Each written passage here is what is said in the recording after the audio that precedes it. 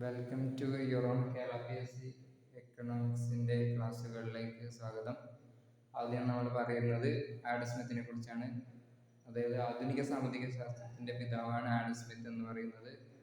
അതിനു മുമ്പ് എക്കണോമിക്സ് അറിയപ്പെട്ടിരുന്നത് പൊളിറ്റിക്കൽ എക്കണോമി എന്ന പേരിലാണ്. അതിനുശേഷം ആണ് എക്കണോമിക്സ് എന്ന പേരിൽ അറിയപ്പെടാൻ തുടങ്ങിയത്. അതുകൊണ്ട് തന്നെ ആഡം സ്മിത്തിനാണ് നമുക്ക് ആധുനിക സാമ്പത്തിക ശാസ്ത്രത്തിൻ്റെ പിതാവെന്ന് പറയാൻ കഴിയും.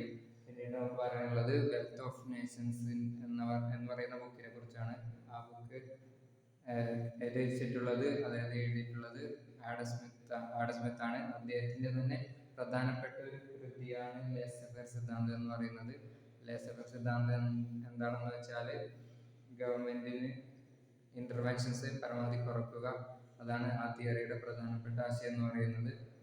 പിന്നീട് നമുക്ക് പറയാനുള്ളത് രണ്ട് പ്രധാനപ്പെട്ട ശാഖകളെ കുറിച്ചാണ്. മൈക്രോ എക്കണോമിക്സും മാക്രോ എക്കണോമിക്സും. അതിൽ മൈക്രോ എക്കണോമിക്സ് സൂക്ഷ്മ സാമ്പത്തിക ശാസ്ത്രവും മാക്രോ എക്കണോമിക്സ് സ്ഥൂല സാമ്പത്തിക ശാസ്ത്രവും.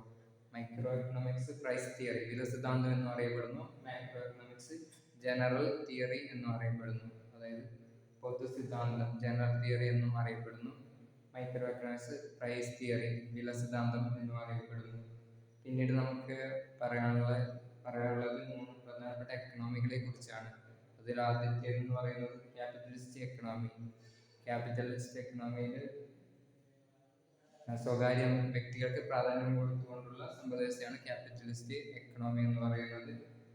USA-യും ബ്രിട്ടനും ഈ ക്യാപിറ്റലിസ്റ്റ് എക്കണോമിക്ക് ഉദാഹരണമാണ്. പിന്നീട് രണ്ടാമത്തെ എക്കണോമി എന്ന് പറയുന്നത് സോഷ്യലിസ്റ്റ് എക്കണോമിയാണ്. അതായത് പൊതുമേഖലയ്ക്ക് പ്രാധാന്യം കൊടുത്തുകൊണ്ടുള്ള സമ്പ്രദായത്തെയാണ് സോഷ്യലിസ്റ്റ് എക്കണോമി എന്ന് പറയുന്നത്. അതിന് ഉദാഹരണം എന്ന് പറയുന്നത് മുൻപത്തെ സോവിയറ്റ് യൂണിയനാണ്. USSR ആണ് ഇതിന് ഏറ്റവും പ്രധാനപ്പെട്ട ഉദാഹരണം എന്ന് പറയുന്നത്. പിന്നീടുള്ളത് മിക്സ്ഡ് എക്കണോമിയാണ്. അതായത് ക്യാപിറ്റലിസ്റ്റ് എക്കണോമിയുടെയും സോഷ്യലിസ്റ്റ് എക്കണോമിയുടെയും സവിശേഷതകൾ ഉൾക്കൊള്ളുന്ന ഒരു സമ്പദ്വ്യവസ്ഥയാണ് മിക്സ്ഡ് എക്കണോമി എന്ന് പറയുന്നത്, അതായത് മിശ്ര സമ്പദ് വ്യവസ്ഥ. അതിന് ഉദാഹരണം എന്ന് പറയുന്നത് നമ്മുടെ രാജ്യമായ ഇന്ത്യ തന്നെയാണ് അതിന് ഉദാഹരണം. പിന്നീട് നമുക്ക് പറയാനുള്ളത് ഡേവിഡ് റിക്കാർഡോ എന്ന് പറയുന്ന വ്യക്തിയെ കുറിച്ചാണ്. അദ്ദേഹത്തിന്റെ തിയറിയാണ് പ്രധാനപ്പെട്ട തിയറിയാണ് തിയറി ഓഫ് ഡിസ്ട്രിബ്യൂഷൻ എന്ന് പറയുന്നത്. പിന്നീട് പറയാനുള്ളത് ആൽഫ്രഡ് മാർഷൽ എന്ന് പറയുന്ന വ്യക്തിയെ കുറിച്ചാണ്. അദ്ദേഹത്തിന്റെ തിയറിയാണ് ലോ ഓഫ് ഡിമാൻഡ് എന്ന് പറയുന്നത്, അതായത് ചോദന നിയമം എന്ന് പറയുന്നത് ആൽഫ്രഡ് മാർഷലിന്റെ പ്രധാനപ്പെട്ട തിയറിയാണ്. പിന്നീട് പറയാനുള്ളത് തോമസ് ഗ്രശാം എന്ന് പറയുന്ന വ്യക്തിയെ കുറിച്ചാണ്. അതായത് ബാഡ് മണി ഡ്രൈവ്സ് ഗുഡ് മണി ഔട്ട് എന്ന സിദ്ധാന്തത്തിന്റെ ഉപജ്ഞാതാവാണ് തോമസ് ഗ്രശാം എന്ന് പറയുന്നത്. പിന്നീട് നമുക്ക് പറയാനുള്ളത് ദാസ് ക്യാപിറ്റലിനെ കുറിച്ചാണ്. അതായത് കാൾ മാർക്സും ഏംഗൽസും കൂടി രചിച്ച കൃതിയാണ് ദാസ് ക്യാപിറ്റൽ എന്ന് പറയുന്നത്. പീറ്റർ വാക്കറിന്റെ പ്രധാനപ്പെട്ട വാക്കുകൾ നമുക്ക് ശ്രദ്ധിക്കേണ്ടതുണ്ട്. അതെന്ന് പറയുന്നത് പണം ചെയ്യുന്നത് എന്താണോ അതാണ് പണം എന്ന് പറഞ്ഞത് പീറ്റർ വാക്കറാണ്. പിന്നീട് നമുക്ക് പറയാനുള്ളത് മൂന്ന് പ്രധാനപ്പെട്ട സെക്ടറുകളെ കുറിച്ചാണ്. Primary sector, secondary sector, tertiary sector. അതിൽ പ്രൈമറി സെക്ടർ എന്ന് പറയുന്നത് പ്രാഥമിക മേഖല എന്ന് പറയുന്നത് കൃഷിയെ അടിസ്ഥാനമാക്കിയുള്ള ഒരു മേഖലയാണ് പ്രൈമറി സെക്ടർ എന്ന് പറയുന്നത്. സെക്കൻഡറി സെക്ടർ എന്ന് പറയുന്നത് ഇൻഡസ്ട്രി അടിസ്ഥാനമാക്കിയുള്ള പ്രധാനമായി ഇൻഡസ്ട്രി അടിസ്ഥാനമാക്കിയുള്ള സെക്ടറാണ് സെക്കൻഡറി സെക്ടർ എന്ന് പറയുന്നത്. മൂന്നാമത്തേത് ടെർഷ്യറി സെക്ടർ, സേവന മേഖല ഉൾക്കൊള്ളുന്നതാണ് ടെർഷ്യറി സെക്ടർ എന്ന് പറയുന്നത്. ഇത് മൂന്നാണ് എക്കണോമിക്സിലെ പ്രധാനപ്പെട്ട സെക്ടറുകൾ എന്ന് പറയുന്നത്. Primary, secondary, tertiary. പ്രൈമറിയിൽ കൃഷി, സെക്കൻഡറിയിൽ വരുന്നത് ഇൻഡസ്ട്രി, ടെർഷ്യറിയിൽ വരുന്നത് സേവന മേഖല. അപ്പോൾ ഒന്നും കൂടി നമുക്ക് പറയാം, ഒന്നും കൂടി റിവിഷൻ ചെയ്യാം. ആഡം സ്മിത്ത് എന്ന് പറയുന്ന വ്യക്തിയിൽ നിന്നാണ് നമ്മൾ തുടങ്ങിയത്. ആഡം സ്മിത്ത് എന്ന് പറയുന്നത് ആധുനിക സാമ്പത്തിക ശാസ്ത്രത്തിന്റെ പിതാവ്.